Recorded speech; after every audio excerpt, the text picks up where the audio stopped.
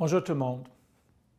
Depuis 5 mois, la COVID-19 ravage notre industrie avec des conséquences désastreuses, non seulement pour notre entreprise, mais pour tout le secteur du voyage et du tourisme, qui emploie 1,8 million de Canadiens et qui compte environ 6% du PIB du pays. Chacun en ressent personnellement les effets.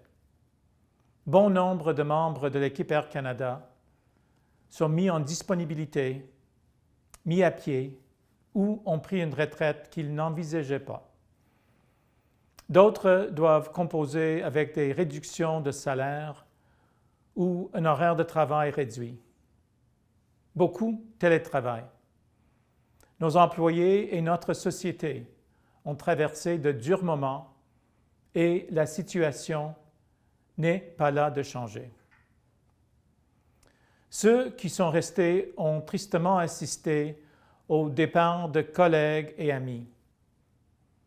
Nous avons perdu des talents remarquables partout dans cette entreprise incroyable. Nos mesures prises à ce jour, des décisions immédiates pour comprimer les coûts, diminuer les effectifs, réduire notre réseau et réunir d'importantes liquidités, nous aideront à survivre, à nous relever et à nous réétablir pour affronter les prochains défis. Le gouvernement du Canada a choisi de ne pas mettre sur pied de financement ou de programmes spécifiques pour le secteur du transport aérien. Cela signifie que nous devrons en bonne partie nous en sortir seuls et continuer de prendre des mesures énergiques. Je peux vous promettre que nous mettrons tout en œuvre pour que notre entreprise retrouve la croissance, la prospérité et le dynamisme d'avant la COVID-19, qui faisait d'Air Canada un milieu de travail convoité où l'on peut se réaliser.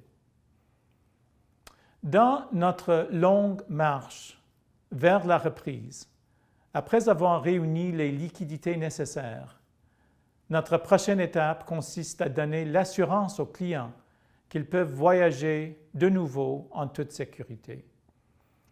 J'ai été très heureux de voir tous nos groupes opérationnels unir leurs forces pour concevoir rapidement le programme Air Canada Soins Propres Plus. À mesure que de nouvelles techniques et technologies deviendront accessibles, nous perfectionnerons ce programme de biosécurité réellement à l'avant-garde de l'industrie. Nous avons dévancé les autorités réglementaires et avons été parmi les premiers du monde à adopter les normes d'hygiène et de désinfection qui s'imposent dans la nouvelle normalité. Nous avons aussi combiné Air Canada Soins Propres Plus à d'autres initiatives et campagnes promotionnelles afin d'attirer de nouveau les voyageurs dans nos avions.